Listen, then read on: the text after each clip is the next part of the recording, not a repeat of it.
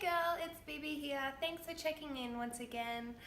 If this is your first time on, welcome, and I hope you're enjoying everything so far. Today I really want to talk about my surgery and my first experience with surgery. I kind of tried to write it down and it was a little bit too tricky to get it all in one short blog post. So I've kind of decided to do a little bit of a YouTube channel on it. It's nothing that interesting, nothing that crazy or scary happened. It's really just for the girls that are about to go have their first surgery. I remember I was really scared and really nervous, and I experienced so many different emotions that I was not expecting. I was expecting to feel nervous, but there was a lot that I just wasn't expecting at all. So I really want to share my story and just let you know that if you're on your way to getting surgery, first of all, congrats. And second of all, yeah, don't stress, because everything that you're going through, probably quite common, so you're fine. Yeah, for me to get my surgery, it was a fight. I don't know how else to word it. It was a fight. I literally had to fight the public system. I've detailed a little bit of that story in my Endo journey blog post. Yeah, I'll put a link into that one on this YouTube video for you. Yeah, so it was a bit of a struggle to get it. I finally got it. I was in hospital the day before for pain relief. I had a nurse lean down and whisper to me, "It's probably not endometriosis, you know." Yeah, no, it was. It definitely was. Yep. I knew I'd had it since 15, and I was going into the surgery going, if they don't find anything, I know I've got it. Thankfully, they found it. It was all over the front of my uterus. They did excision there, which is tweezers, and then they did an ablation on my left ovary as well. Sorry, I'm just gonna get my cat. Got him, and he's safe. So I was really scared. I'd never had a surgery before. About a week out, I started going through this guilt thing, and I felt like, it was so crazy. I felt like I was overreacting, and I felt like I didn't have an endometriosis, and I hadn't even been in pain, and I was completely overreacting, even though I'd spent almost every day in hospital on morphine leading up to that point. And the brain just does this, and I looked into it a little bit after the surgery, and it's basically your fight or flight response. So your brain's, it's having a little battle and going, this is a serious thing that we're taking on. Are you sure we really need to do this? And I think it would be abnormal if you didn't have that thought process.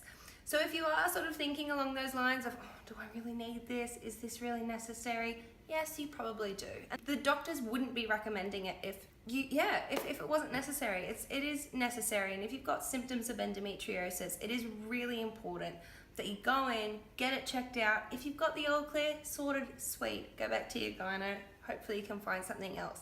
If you have got it, awesome, sweet, we can start treating it. Sometimes. So I woke up the morning of, I was scheduled for the first surgery, 8 o'clock in the morning. I got there at about 7:30. You go to a bit of a different ward. It's kind of almost like the ward that you go into when you have your first gyno appointment to go get the like approval to, yes, you can have surgery, and this is your date and this is what's going to happen, that appointment. Yeah, so it's kind of like that, and you know, they give you the hairnet, and you've got your socks, your long socks, because of the blood circulation. Most laparoscopies are quite quick. Mine only went for, I think, about an hour and a half, so you're probably not going to get any damage to your veins from lying down anywhere. If you are under there for a little bit longer than expected, it's just better to have those socks on and make sure you don't have any damage to your veins. Yep, they give you the gown. I was told I'd get something to keep me calm before I went in, and I didn't get it. But I was actually really fine. I was actually quite proud of myself. I downloaded the Insight Timer app, which is a free meditation app, and I just chucked those in, and I was just listening to that, like, just the whole time I was lying in that bed waiting for surgery to be called. I just had my eyes closed, and I said to Josh, don't talk to me. Like, unless the place is on fire, or if I talk to you, don't talk to me. I want to be in my Zen headspace. And I was, and then the nurse came in, she said, right, you ready? I said, let's do this. They started wheeling me down a corridor. Josh went one way and we went another. And then there's sort of like, it's almost like a lobby to a hotel, like a mini one, of course. Before the operating room, you sort of go in 2 double doors, and then they close behind you, and you've got the 2 doors in front of you for surgery. So I was in there by myself, and the anaesthetist came in, and I told him, you know, I'm a bit nervous, I've never done this before. So he said, 100% don't worry. He said it's exactly like having like a gin and tonic.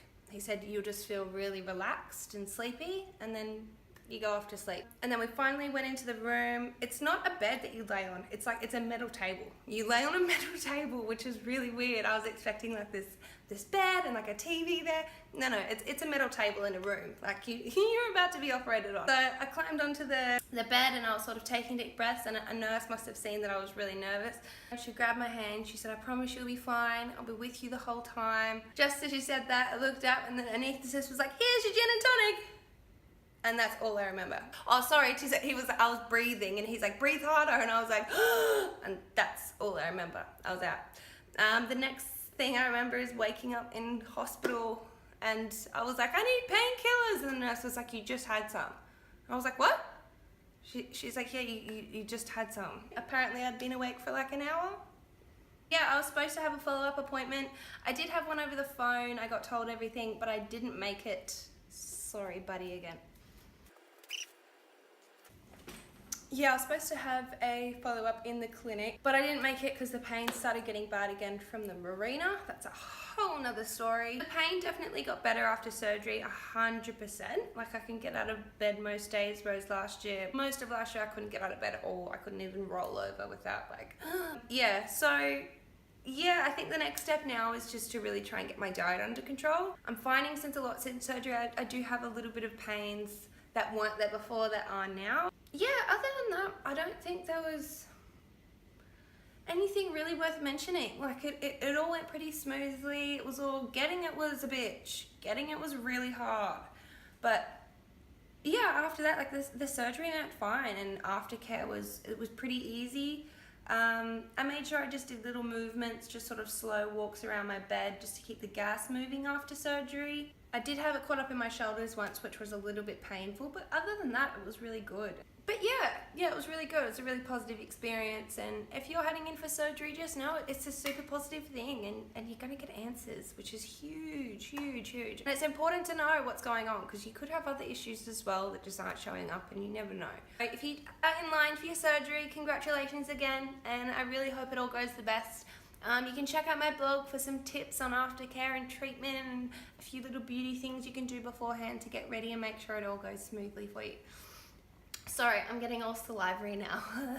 It's like hot and I've got anxiety talking about this, so that's it.